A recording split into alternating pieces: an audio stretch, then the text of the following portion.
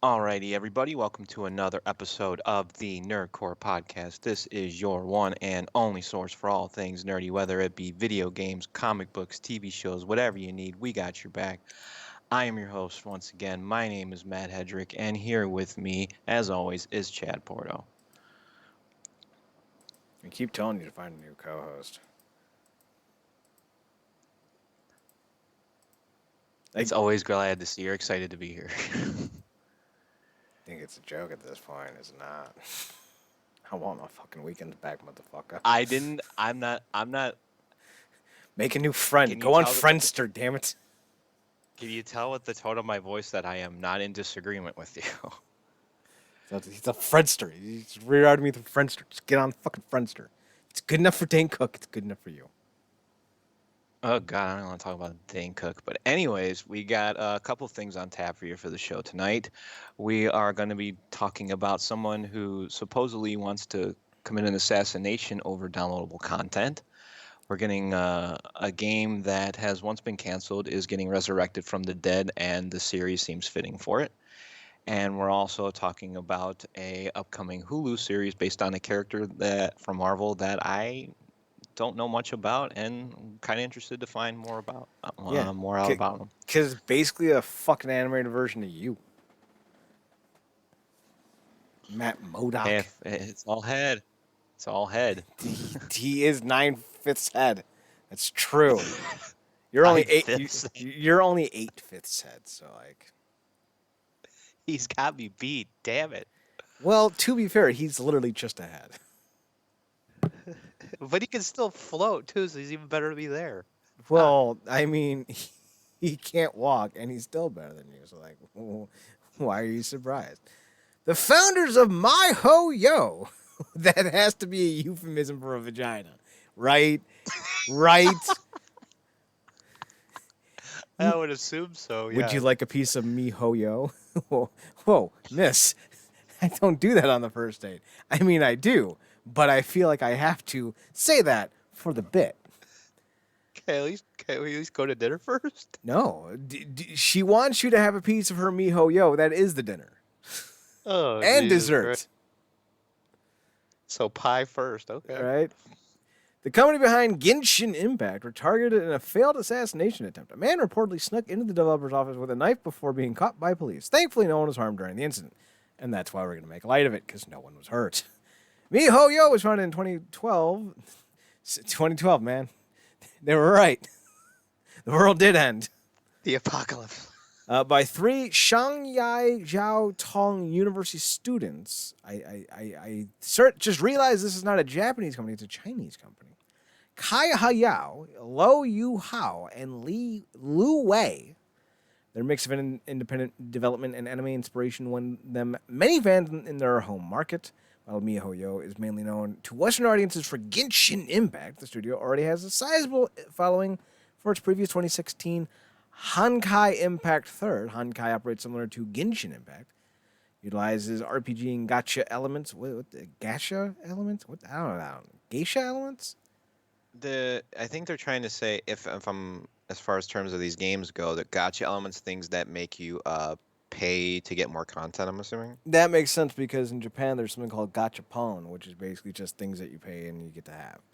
But they're like our, westernized like canned gum dispensary things. You put in 50 cents and you get gum. There you put in $2 and you get a stuffed Pokemon called Pay Me Now Mon. Don't laugh at that. That was bad. That was awful. God damn it, man. Don't reinforce my negative like what are you doing? Don't reinforce my negative jokes. Like, come on. Don't laugh at the bad ones. Like you got to wait until you have a good one. Like 9/5 head. That was great. And I feel like you underlaughed. So what? I'm supposed to wait for you to tell me what's good and what's bad, and then laugh accordingly. If I must. I mean, Yeah. I've thought about putting on an applause sign in your room, so you know when to graciously laugh at my jokes. Zach he laughs indiscriminately, but he also lays out on the really bad ones. So like, I know, like, all right, that's a dud. That's a dud. All right. Anyway, See, the applause sign could be used for multiple reasons, so I don't know. True. On April 24th, the man infiltrated MiHoYo Shanghai offices with a plan to assassinate the company's founders, according to GameSpot. He was reportedly armed with a knife when he entered the building. While in custody, his motives were revealed. The most recent update to Honkai Impact 3 added bunny suit costumes for several characters. Hopping down the bunny trail, hippity hoppity. I was trying to remember the name of Johnny Depp's Demon Barber character. Sweeney Todd. God damn it. Sweeney Todd's on his way. However, these cosmetics were never released in China. Fan backlash was immediate. Oh no, I need my girl in bunny costume. Whatever shall I do? While many saying it was insensitive and unfair to release content for international players only, just 2 days prior to the foiled attack, MiHoYo released a statement to the official Honkai Impact 3 account about the cosmetics removal. I'm not going to click on that. I don't care. Regardless of the misguided reasons for the dastardly plot gone wrong, the fact that a video game would somehow drive the would-be assailant to violence is mortifying, even if nobody was seriously harmed. While toxicity in gaming communities is nothing new, it's rare that players try to harm others over completely fictional digital media. I feel like this dude at Screen Rant should go and check out shit at Kotaku, because their words cut like a knife. Did you know that they just posted a article saying something to the effect like, no, your straight cis white women in video game character leads isn't progressive? And I'm sitting here going, all right, then go back to straight white cis dudes. Like, fuck you. Jesus. I fucking hate Kotaku. Oh my god. The fucking agenda of it alone. Jesus Christ. It's just them being cunts. Like, nothing is good enough.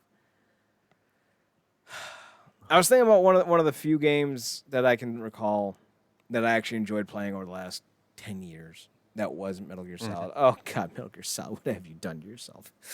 Oh, no. Oh, that reminds me why I brought up Metal Gear Solid. I actually bought a new Metal Gear Solid game, but I'll get to that. Remind me after this little hot take.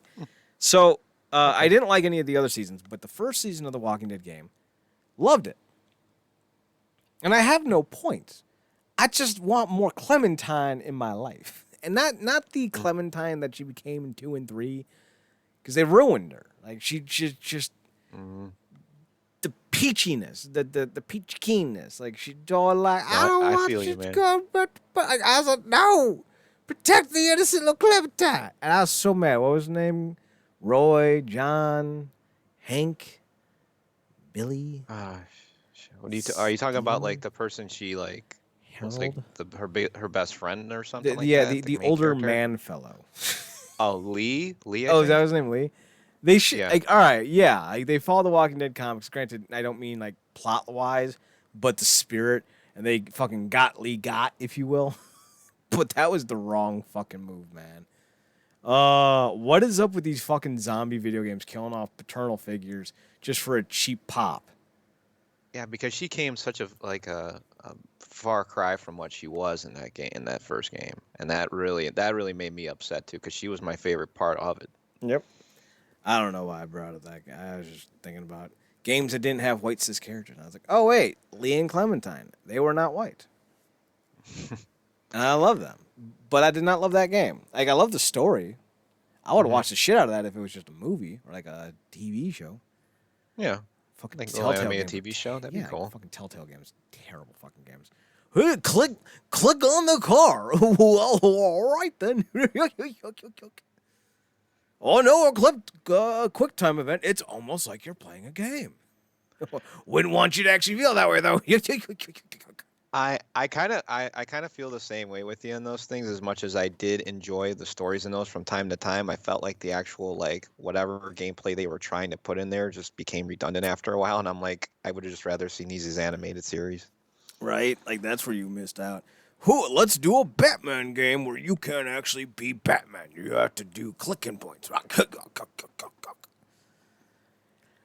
Yeah, I wonder why their studio went out of business. Hey, do you want to watch an interactive book? No. Oh, fuck, we're screwed then.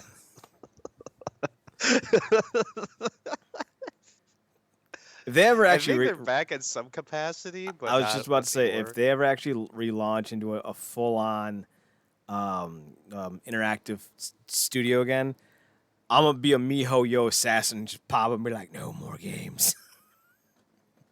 Please, or just do something different, please, God. I break in, they see me with a knife. They're like, oh no, please don't kill anyone. And I'm like, I'm not. You We're got not this. getting shit impact, please. See, you ruined it. You ruined it. I had a bit and you ruined it. You ruined the bit. Oh, fuck you. I'm not the one who ruined the bit. Speaking of ruined things, Castlevania. I would never play this monstrosity. You said you wanted me to come back to something about Metal Gear related after your rants. What was that? Yes. Bit ruiner over here. Fucking did something right for once. Where the fuck did I put it? Hang on. No, porn.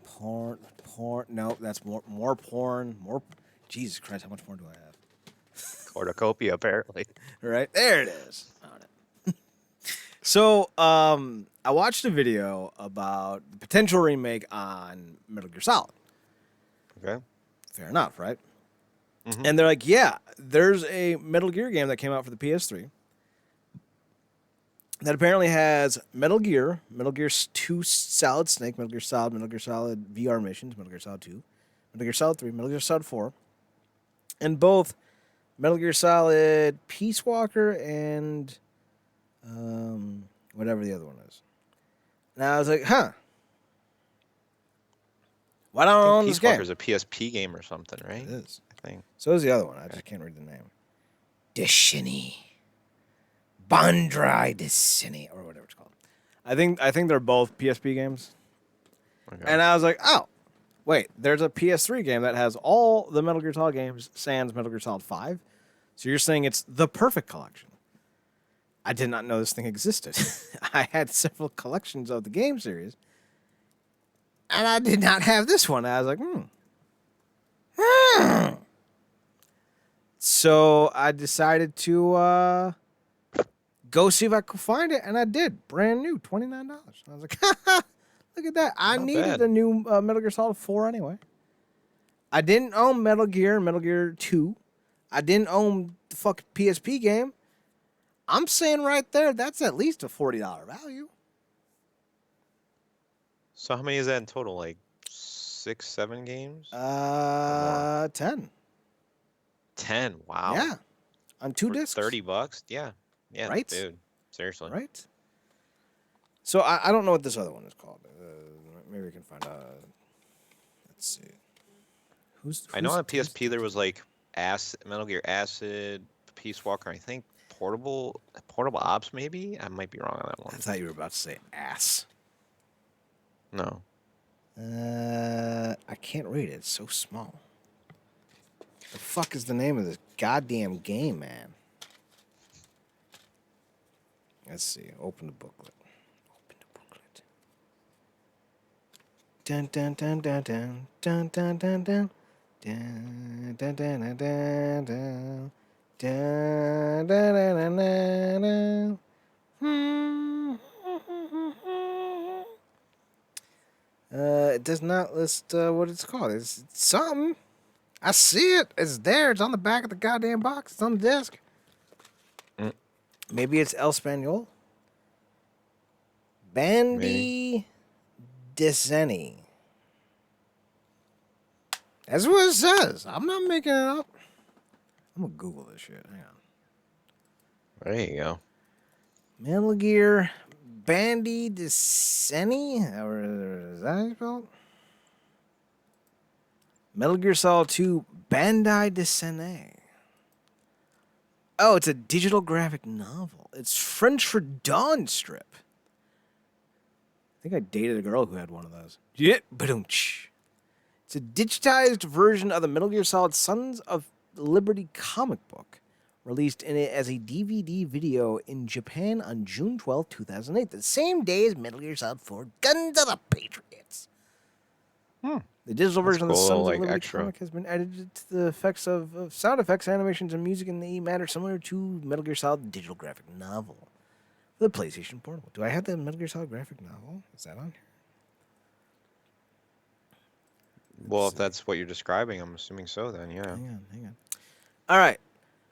Oh, yes. Okay, so technically, no, not 10 games, 8 games. Metal Gear Solid Integral / VR missions, Metal Gear Solid 2 HD Edition, Metal Gear Solid 3 HD Edition, Metal Gear 2 Solid Snake, Metal Gear Solid Peace Walker HD Edition, Metal Gear Solid 4 Guns of the Patriots, as well as Metal Gear Solid Graphic Novel and Metal Gear Solid 2 Graphic Novel 2. So look at that. I got some graphic novels to watch. Woohoo! I'm very excited. Yeah, you don't buy too many games too often, so it's nice to see you get excited about them every once in a while. The last one I bought was Resident Evil 3, and I was like, I'm a little disappointed I bought this. But also, I've played it twice, so, like, I don't know. We'll see. So, yeah, so I got that. Cool. All right, so Castlevania. Yeah, there was this demo that came out recently for Castlevania was this was reportedly shown during E3 of 1999, so yeah, long time ago, way in the way back machine here. And this is a prototype, I believe it was called Resurrection. I want to say this was called. And would you say the character was? It was Sonya or something, right? Sonya. Yeah. And I don't know, like it's a playable ROM out there now. I mean, you can try and download it and check it out and everything, but from what I was seeing gameplay wise and stuff, like it doesn't look like something that would have honestly worked on the Dreamcast. I mean, at least for what it was trying, because just at that time, like I was telling you before the show, the Dreamcast controller itself, this was before that free camera movement stuff, and 3D was still in its kind of testing phases, at least as far as these games go.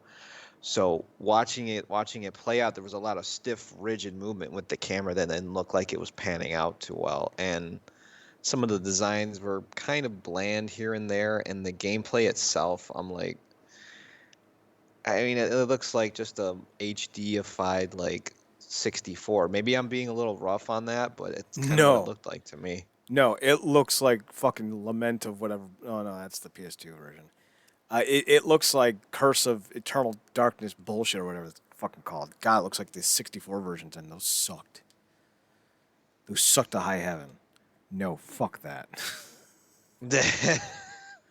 We don't respect those in this dojo. There is no N64 Castlevania in this dojo. Quiet. Did you just quack? Quiet. Oh, Quiet. I thought you said quack. I'm like, wrong fucking 80s movie. Technically, it's 90s movie. No, Fuck I off. knew the 80s movie. You just heard me wrong. Yes, you are correct. I did hear you wrong. So yeah, fucking, I played one semi-decent Castlevania game that was in 3D. No, side scroller or get the fuck out. Which one was it that was decent in the 3D? Lament of Innocence was okay. Like, it was fine. It wasn't the greatest, but it was fine. You know, I wouldn't. What did that come out for? PS2. It was the first one to actually do 3D right. You know, I wouldn't kick it out of bed, but I'm not introducing it to my folks. As the All-American Rejects once said, I'll keep you my dirty little secret. And I'll hide it in the one place where no one will ever look, my porn collection drawer. Hey, I see you have every Castlevania game except for Lament of Innocence and the other one, I think it's like Eternal Darkness or whatever it's fucking called, the one with the Demon Forge Masters or whatever they're fucking called. Yeah, I don't have those. Don't look in there. Why? This is where my porn is. Oh, okay. Looks in there, and there's like 3 copies of Lament of Innocence just chilling. It's like REO Speedwagon. I thought they would have been buried by your porn. Form. I said it's REO Speedwagon, but in video game form. See what happens when you talk over me? Let me have my... Actually, you kind of glitched out on me, so I missed hearing you on that part. Well, if you weren't talking, I wouldn't have glitched. So, yeah, it looks bad. Don't play it. Speaking of things that look bad, we're going to talk about Matt's alter ego. How did Well, this Mikey, photo of you Matt don't know with a what I do in my spare time, right? how does a photo of Matt with a bunny make our list? What? How is this possible?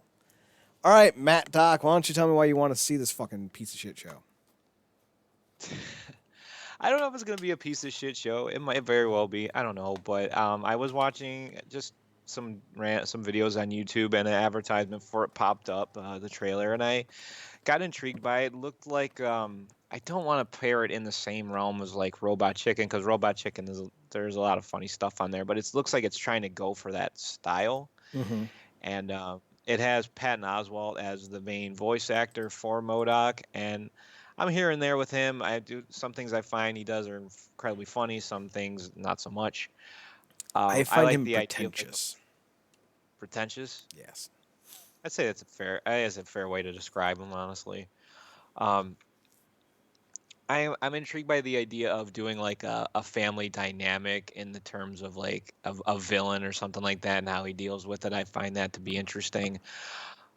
I don't know. It's something. It's I don't. I guess at first I did understand why it was going to be brought on Hulu, but then after seeing the sense of humor and the kind of dirtier jokes it was going for, now I understand why they're not going to drop it on Disney Plus. Um, and for some, it's not going to be a weekly thing either, to my knowledge. It's supposed to be like all 10 episodes are going to drop at once. And to me, I don't know if that necessarily screams you're trying to sell this show hard or it's going to be much of quality, you know? Um, So one, it's done by the production studio that does Robot Chicken, I did not know that. formerly Stupid Monkey. Now Stupid Buddy Studios. I don't know why we got rid of Stupid Monkey. I liked it. It's a good name. Good name. Hmm. They've done Robot Chicken, Titan Maximum, Super Mansion, Buddy Thunderstruck, which I've never heard of. Hot Streets, never heard of. Crossing Swords, that seems odd. The Summoner, Ultra City Smiths, Gloop World, Micro Mayhem, Filthy Animals. None of these I've ever seen. They I'll also say did. Crossing Swords. I've heard the name of because now I get why this is on Hulu, because that is also on Hulu. They also did the WWE Slam City and Camp WWE fucking things. So look at that. So yeah, I like the cast. The cast is cool. Actually, the cast is sexy. That's two of them are sexy. Melissa Fumero. She plays Jake Peralta's wife on the Brooklyn Nine-Nine. That's right. And then Amy Garcia. You've seen the George Lopez show because you're the dude who watches Nickelodeon or Nick at Night or whatever it's called at fucking 3 a.m. and always watches Lopez, and that's the only reason why Lopez is still in the air. Tell me I'm wrong. I haven't watched Nick at Night in years, but when I did, yeah, I would watch him from time to time. Yes. So do you remember in season 4 how the daughter goes away and like the niece replaces her? Yeah, yeah. So that's what you're talking about. Yes, the niece is Amy Garcia, and she was in an episode of Supernatural, and I fell in love with her. She kind of got darker hair, from my knowledge, right? Well, yeah, she's Hispanic. Okay. Okay. Well, Dark no, hair. I Dark thought hair is kind of a the big. daughter. The daughter had lighter hair, I thought. No, they all have dark Yeah. hair. Dark hair is Okay. a very Hispanic feature. It's like us Mediterraneans. I don't know too many blonde Italians. Okay. I ain't seen it. I don't I believe haven't it. seen. I mean, this is something I should know, but I haven't seen the show in a while, so I was just clarifying. Her name is Amy Garcia. I'm in love with her. She's 42 and looks 28. God bless them jeans. Them Wrangler Give me good jeans. hair. Oh God, seriously.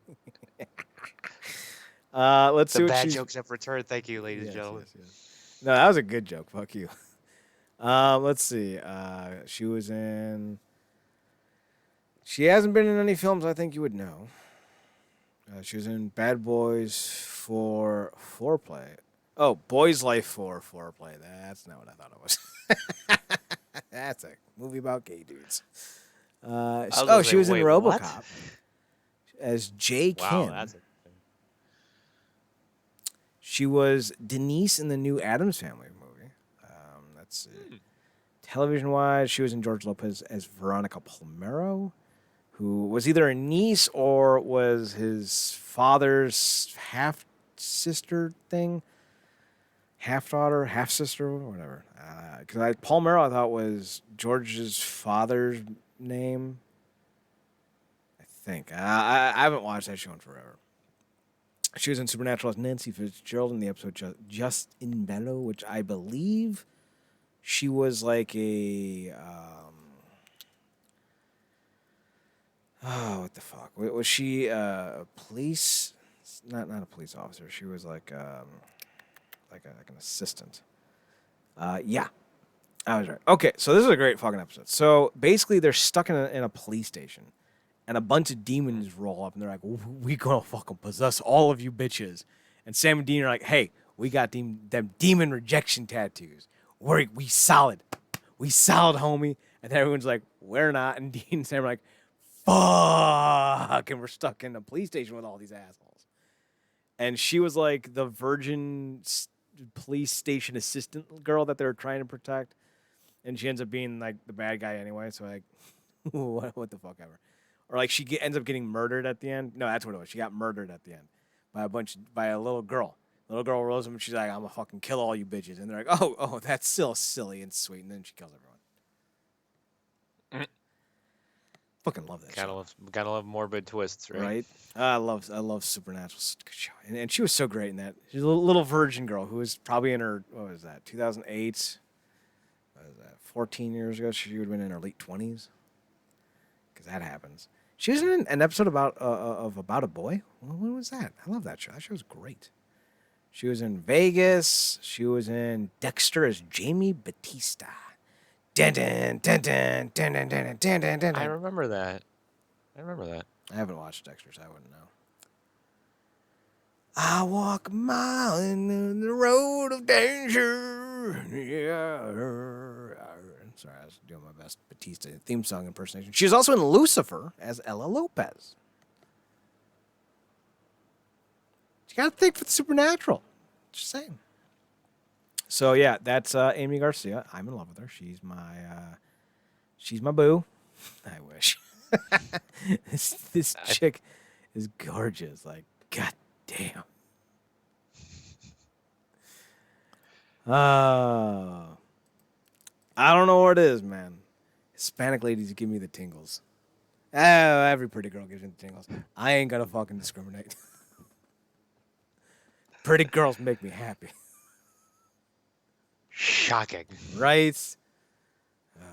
Also going back to the cast, I believe Wendy McLendon Covey, she played the buxom blonde in Reno 911, and Mama Goldberg in The Goldbergs is in this as well. And Ben Schwartz. Have you seen Parks and Rec? No, I have not. He plays John Ralphio in Parks and Rec. I don't know what else he'd be in. He's been in a bunch of... he plays Sonic. That's right. He plays Sonic. Well, yeah. Yeah, he does the voice of most Sonic. recent Sonic movie, yeah. Yeah. Did a great... So it's coming out on May 21st, Matt. You excited? Yeah, I think, correct me if I'm wrong, is Nathan Fillion also going to be in the show? I think he's only in one episode. It was a guest spot. Okay. I wouldn't say I'm like super like over the top excited, but just based on the voice cast you're mentioning alone and the premise of the show, I'm at least moderately interested. I tend to keep my expectations in check with stuff like this, just because you never know what kind of quality is going to turn out from it. So, but I'll check it out. I shouldn't say found it. It's not like it's fucking hard. I found Amy Garcia's Instagram page. She's not 42. I will deny this fact. Like, you could put a fucking gun to my head and be like, she's 42. If you don't say I'll kill you, I'll be like, I don't know, man. I'm gonna have to argue there. She don't look 42. Maybe she's not. Maybe Google's just wrong. I think you want Google to be wrong. Not necessarily. It's just my brain is broken. Because I can't comprehend this. I just imagine you staring at her, just like hearts around her head right now. Like she could be like, yeah, I would totally go out with you. You just gotta accept that I'm 42. And I'd be like, listen, I don't have a problem if you're 42. I just don't believe that you are. Like that. Like that's the difference. It's like Kareem Abdul-Jabbar saying, I'm 5'2". Listen, bitch, We gotta talk. you ain't 5'2". I'm 5'6", and you significantly taller than me. So like, no. Jesus Christ. All right, so like, what other dumb shit are we talking about today? Let's talk about the shit we've been watching. You watching anything good on the YouTubes? Let me pull up my list and we'll see what we got here. Let's see. I'd say the biggest thing I got going on the YouTubes this week. Maybe you didn't watch it. I don't know, because you kind of felt like hesitant towards him doing the Sonic games and stuff. But Derek, Stop Skeletons from Fighting, did a nice little video on the weird Sonic games for weird consoles. Some of which I've always been intrigued to try, but I don't know if I'll ever really do it, like the Neo Geo Pocket Color or something like that. Although I do like his gag about the clicky thumbsticks. I thought that was funny. Hmm. Because he for some reason he loves clicky thumbsticks on consoles for whatever the fucking reason. But I'm a fan of Sonic games, so seeing weird ports wherever you can is pretty funny and interesting, and always doing solid videos as always. So yeah, I really enjoyed that one. Let's see.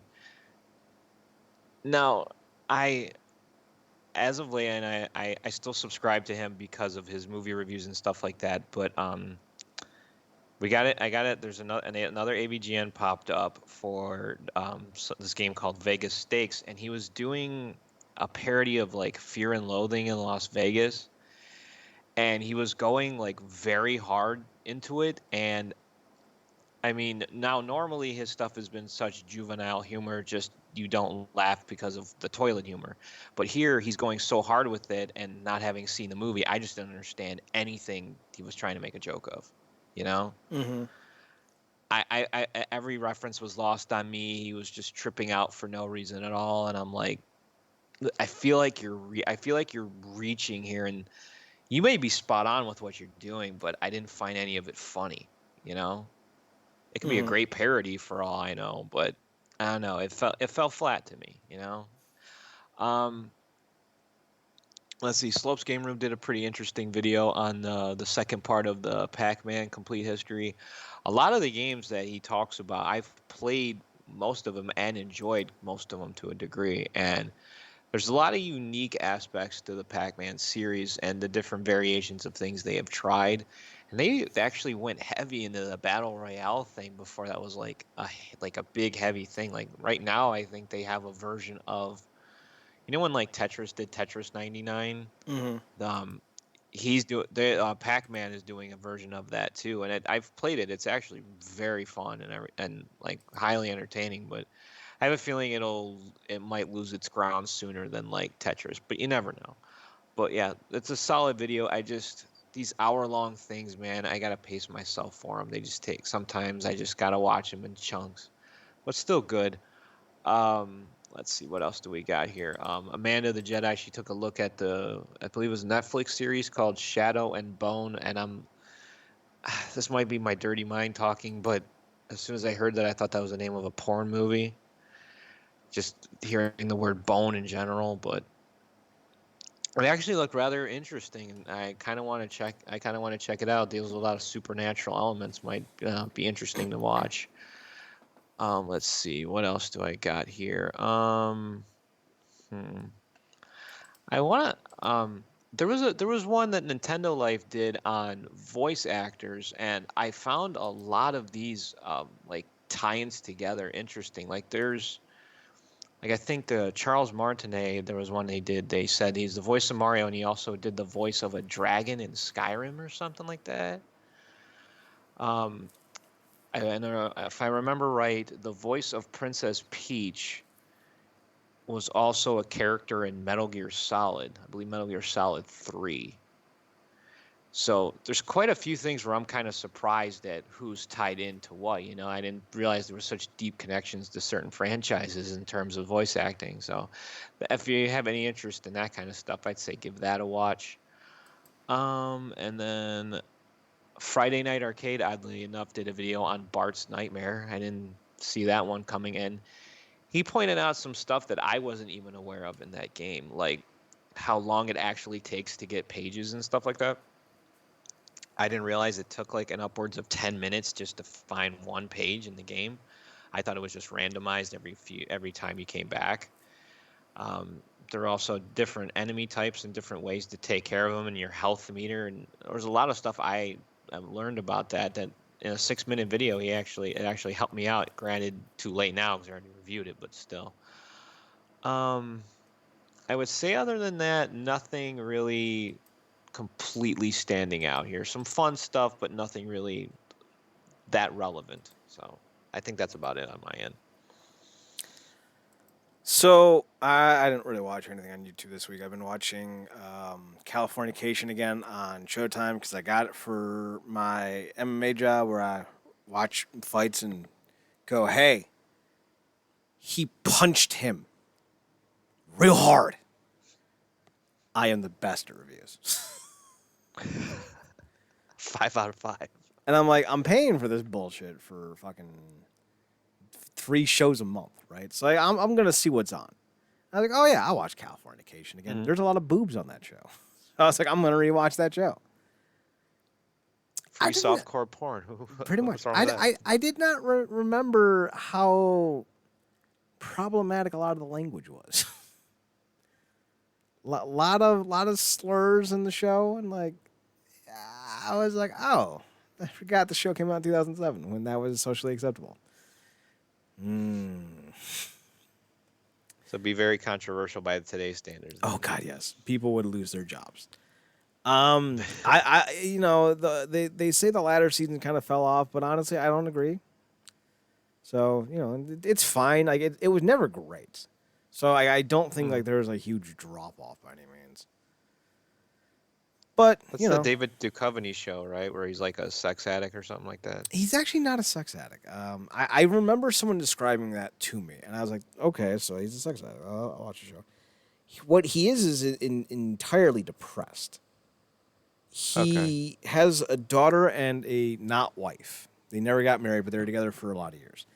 And the wife ends up cheating on him and leaves him. And that's when he starts his spiral into the decadence. I mean, it wasn't like he was never a drunken taster of drugs prior, but afterwards he goes off the rails. And like that's the first season is him trying to figure his shit out, but he's not a bad guy by any means. He's just a hedonist. But like the big arc through what I would describe as the first part of the show, the first year, because the show's 7 seasons long. I want to say the first 4 seasons are like 1 year in Showtime. So he ends up sleeping with a girl named Mia to start the show. And he thinks she's 23. She's, kind of gorgeous. They have weird sex, and she punches him in the face. Alrighty then. Right? So he then goes to his wife's, or his not wife's house, his ex's house. And she's engaged to another dude.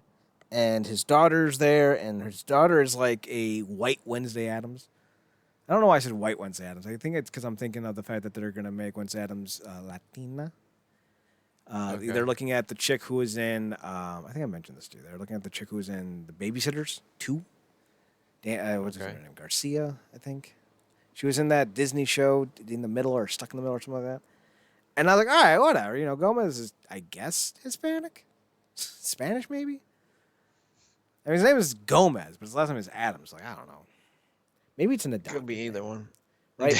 Maybe that could be true too. Because like they all look different. So maybe the Adams just adopt consistently. But anyway, so they're gonna make her Hispanic, which is fine. Because if Christina Ricci is playing fucking Morticia, you could make Wednesday a goddamn rock. Just Mm-mm. put like little pigtails on like a fucking rock. I'm fine. I'll watch this. It's Christina Ricci. I don't not Yeah, watch Christina Ricci. yeah, because she's awesome. That's Yes, and not because she just makes me have all the heebie-jeebies and the good the shudders and the shivers and the whatnots, the heart racing and the palpitations and all the goodness. I like me some Christina Ricci. I think that's the point I'm getting at, folks. But anyway, imagine the daughter of David Duchovny in the show as kind of like a more monosyllabic, less evil Wednesday Addams. Very dry wit, and she's the best part of the show for the first 3 or 4 seasons. But eventually, they turn her into a teenager. I mean, obviously, yeah, the yeah, actress that would grew help. up, and like that's when like the character like loses a lot of the essence. There's still moments where she's like the character we all loved, where she's telling her dipshit dad to stop being a dipshit, and those are the best moments. But when she got written to be just like her dad, essentially, I think the show lost a lot of heart because like the daughter basically hip checking both the parents for being stupid is the best part of the goddamn show. So it feels a little bit lost without that kind of sensibility. But anyway, so in the first season, the daughter and the mom have a new family, so to speak, with the mom's new boyfriend / fiance, and the man's the fiance has a daughter. So Hank comes over one day, and I think this is the end of the first episode or the end of the second episode. And he's talking to his daughter. The daughter goes off to her room. He's talking to his ex, and then all of a sudden, the ex's new boyfriend's daughter walks in, named Mia. Mia's the same girl that he ends up sleeping with at the start of the fucking series. Turns out Mia's not 23 as expected. She's 16, which in the state of California is illegal. Ooh. Now, this sets up the tone of the show. He does sleep with a 16-year-old, but he didn't intend to. He didn't know she was 16. And, like, he's disgusted with himself, and that's part of his downfall, so to speak, as a character. Is like he becomes very plagued with the guilt of it all. And the only thing he wants in the world is to be with his ex and his daughter. Like, that's the only thing he ever talks about. It's the only thing he ever makes him happy. And everything else is just a distraction until he can get there. And this ends up being a big fucking plot point that hangs over the series for the first 3 or 4 seasons. So kind of gives you an idea what the show's about. Now into season 6, I'm rewatching it. All that's behind them, and everything that's happened has happened. The daughter's now in college at this point because they did a 4-year time jump, and she's like, I'm going to go abroad and drop out of college and be a writer. And Hank's like, David Duchovny character is like, fuck this noise. And the wife's all like, hey, you need to not be this guy, and I don't want you to do this with other women, but I don't want you. So, like, you need to not do that. And it's getting all, she's like, dumb. And like, there's even an episode where he's like, what the fuck? Where like, the character even says, like, you can't keep me at arm's length and then fucking expect me to, take your feelings into consideration. So, That's a fair point. Yeah. right? And, like, the problem that I have with the show is that they are constantly erasing everybody's mistakes but his. And it pisses me off because you're trying to make this character seem like, not like he's a terrible person, but like he keeps getting his own way. But throughout the series, his wife cheats on him, or not his wife, but his girlfriend cheats on him. He had a girlfriend, actually, I don't know if you know it. Did you ever watch the TBS series? The fuck is it called? Road Trip or something like that. I am not familiar, no. If that's the name of it, no. I don't think it's called Road Trip. She was in that, and she's gorgeous. And she even talked to me on Twitter once. I was like, oh my God, this is great. She plays some crazy chick in season 5 who's obsessed with him. And he breaks up with her because he's like, I'm not going to marry you. I don't want to get married. Like, I got one woman in my life that I love, and everyone else is just, I'm just spending time with. She ends up freaking out and tries to murder him at the end of season 5 by poisoning his drink and her drink. And then, like, when he survives and she doesn't, everyone's like, you need to get over this, Hank. And Hank's like, the bitch tried to kill me. How do you expect me to get over this? And, like, the last thing she said to him was, like, something like, when they find us, because it was a murder-suicide attempt, when they find us, they'll think that we were in love. And Hank's like, this is fucked up. But that they completely gloss over the fact that his ex cheated on him. They really minimized the thing that Mia did. Like Mia knew who he was and seduced him intentionally, knowing full well that she was underage and he didn't know that. Like they completely gloss over that, until like one episode, and like they really and like that's just a small fucking amount of the things that have been done to him that they never bring up. But all of his issues they keep re-bringing up, and it's like the show feels inauthentic at times because it feels like they are just trying to generate negative reactions to his behavior instead of letting it happen organically through the situation. But in season 6, it feels like they're trying to redirect him into being more of the sympathetic character. So I don't know. It's a fine series if you like boobs. Just the way you're describing it, man. It just feels like the latter half of it just is inconsistent across the board. Yeah, the entire series. Like, the only consistent is the first season. And like each season kind of wraps in a way that makes you feel like it would be a good way to end the series. Like the first season ends pretty conclusively. Like everything you think should happen for these characters does.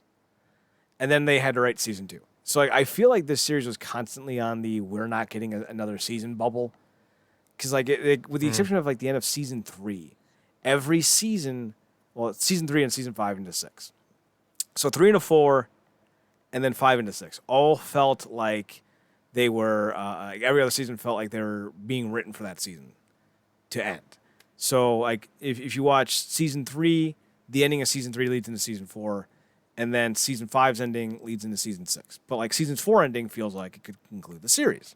Season 2, season 1, these were all things that I think were done intentionally just in case the show was canceled.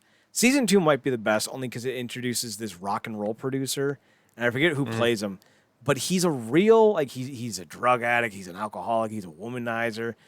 Like, he's like, the only vice I don't have is jailbait. Turns out that's not true. But he's like a genuinely good dude. And like, the way season 2 concludes is fucking heartbreaking. So like, there is a lot of heart to this show, even though there's a lot of decadence too. I may watch Dexter next because, like, again, I have Showtime. NBC, Peacock doesn't have a lot going on for it.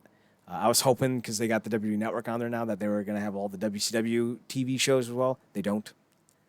So no Thunder, Nitro, or Saturday Night for me. So so I'm looking for other things to watch. So like, I might watch Dexter next because, I hear good things, except for the last season. Plus, there's that meme, surprise, motherfucker. Well, here's the issue I had with the series as a whole. Some fries, is that for about the first about 4 seasons or so are really solid, like for television, and it really played in the idea of Dexter always had to put up this front or put up this wall to the outside world that nobody could really discover what he was doing, and being secretive and everything was what he was always supposed to do. And I think like about partway through the 5th season or so, going all the way to the end, they changed writers or something because he got progressively dumber with each season.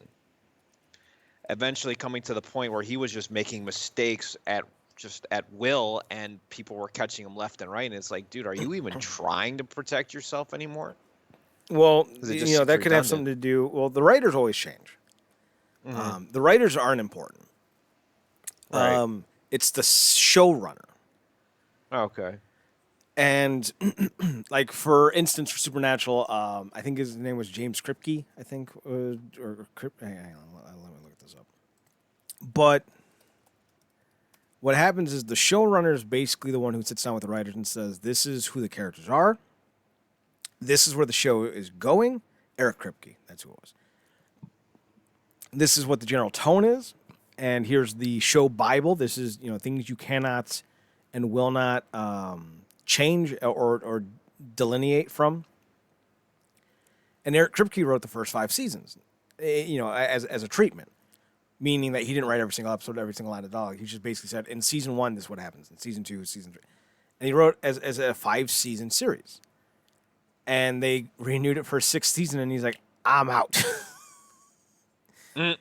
So here are all the executive producers slash showrunners for the show. Maybe not all showrunners. I know 5 of them were Eric Kripke, Robert Singer, Mick G, who has done the Babysitter franchise, which is I don't know why I was come back to that. He was also the creator of the OC and Chuck. So I'm a big Mick G fan. So Super. this is all the people on Dexter, right? Is what No, you're this saying? Or is Supernatural. These are the Okay. executive. These are the showrunners. Actually, let me pull up the showrunner list. Supernatural complete showrunners. Because there's a lot of them. Okay, so we have 5 total showrunners according to this wiki. We had Eric Kripke, who is the creator of the show, Robert Singer, Andrew Dabb, Sarah Gamble, and Jeremy Carver. So you had 5 showrunners in the span of the show's history. Usually a show will have 1, maybe 2. But because the show went on for literally 15 seasons, significant turnover. He was so for Dexter, you had. Let me see if there's any showrunner overturn. Dexter showrunners.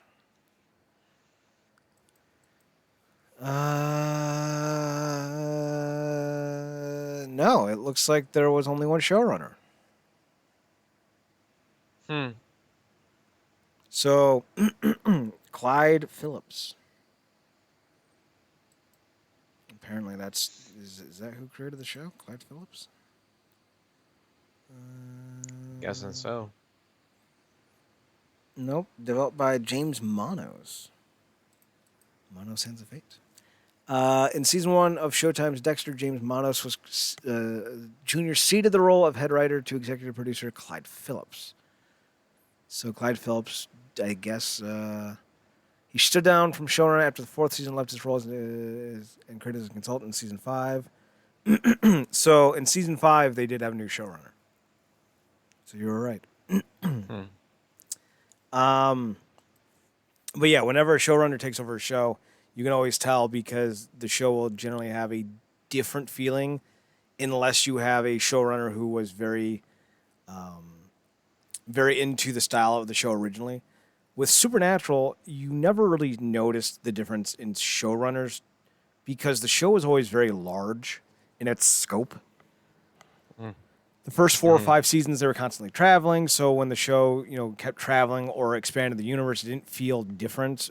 They did include other things that the show didn't have before, like the Men Letters and, Leviathans and portals to heaven and hell. But those all felt kind of organic to the show. So it never felt too out of place. But I can't speak for Dexter. I haven't seen it. Well, the way you're describing how this process works makes me kind of understand it a little bit better now. Mm-hmm. Because of what you said, like how a showrunner will only maybe have an idea for it up until a certain season, and then once somebody else takes over, everything just kind of feels different. Mm-hmm. And I very much felt that way pretty much from season 5 on. It was just because seasons 1 through 4, for all intents and purposes, it was very tight, compact. He knew what story he wanted to tell, Mm-hmm. And then from everything 5 on, it just felt like a series of which character can we focus on now that has a problem with Dexter. You know what I mean?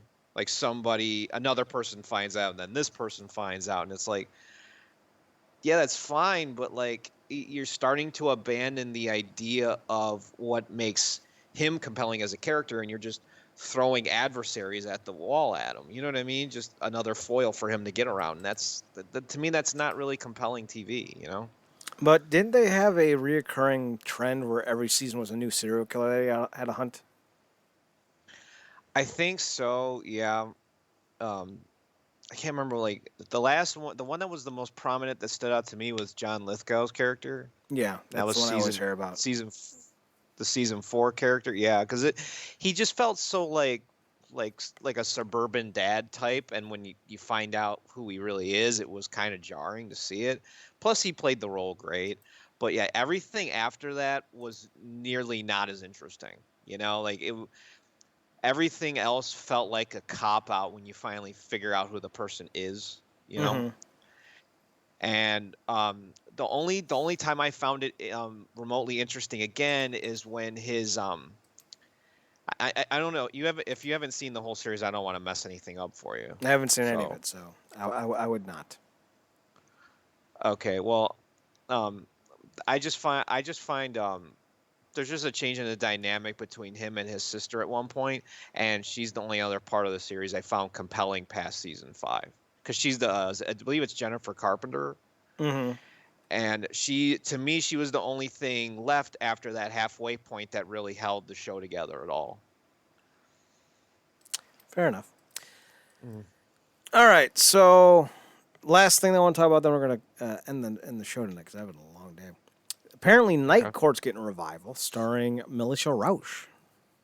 Interesting. She played Bernadette in The Big Bang Theory.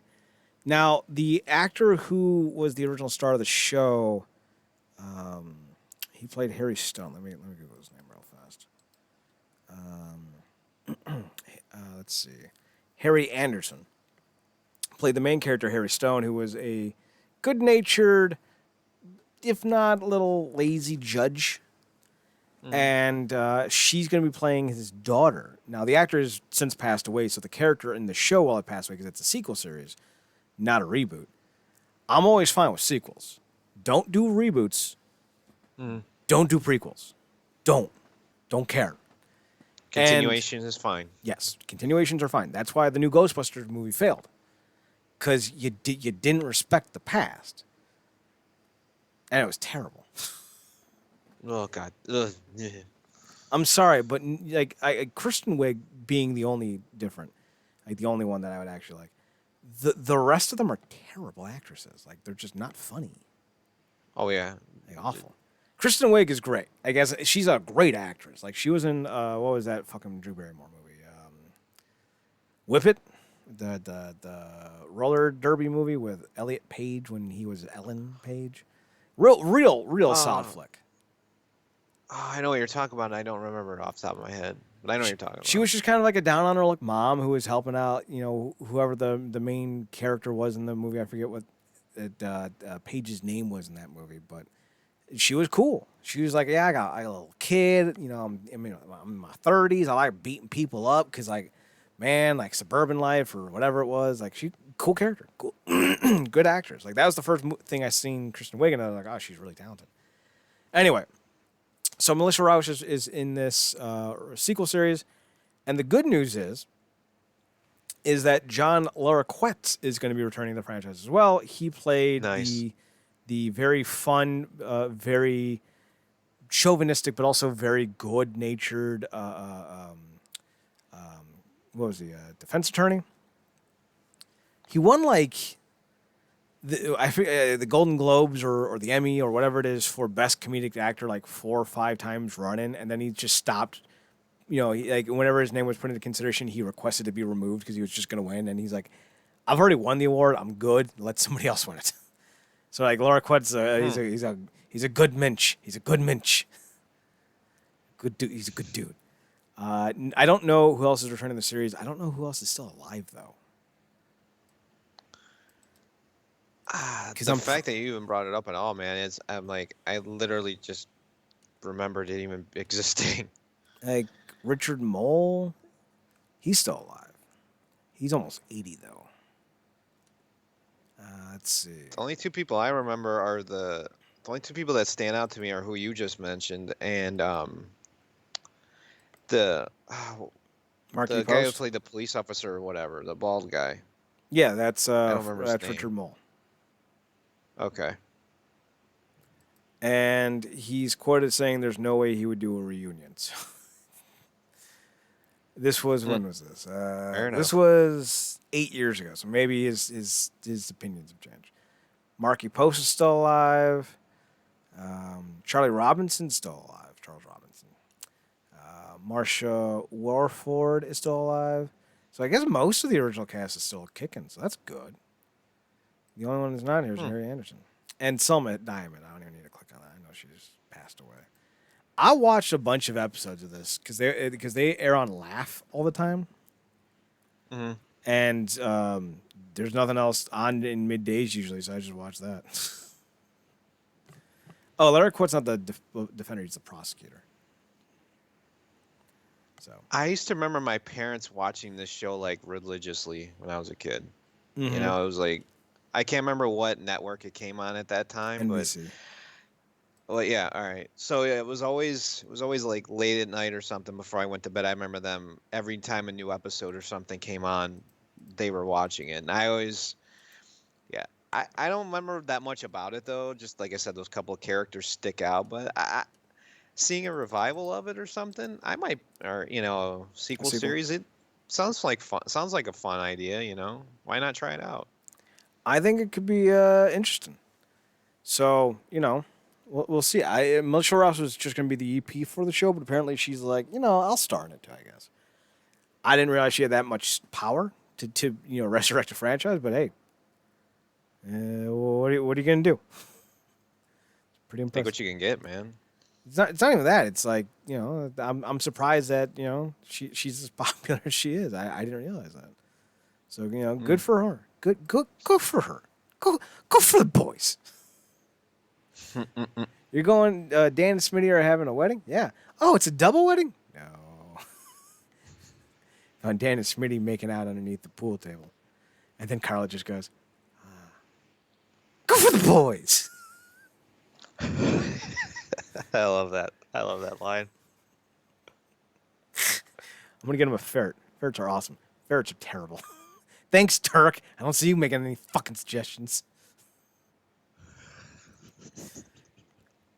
And you just had a baby. And what else did you say? Oh, that's right. And it's yours. And you said something else that he didn't know. That's right. I haven't seen that. Reynolds, I love you, sir. I haven't seen that episode in a decade. I can still quote it fucking verbatim. You don't know me. It's not even that she lied to me. I'm just scared. Dude, he's doing a video game related movie. I want to see it so bad, even though I know it's gonna probably be terrible.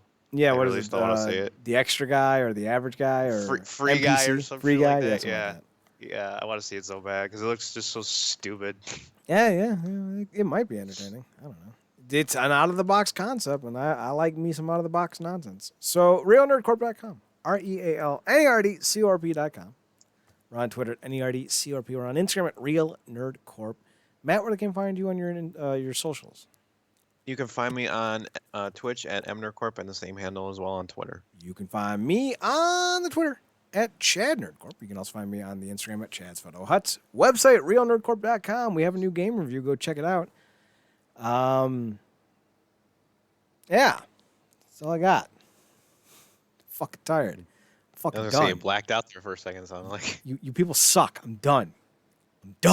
Matt, say goodnight. we love you too, buddy. No, we don't. Good night, everybody.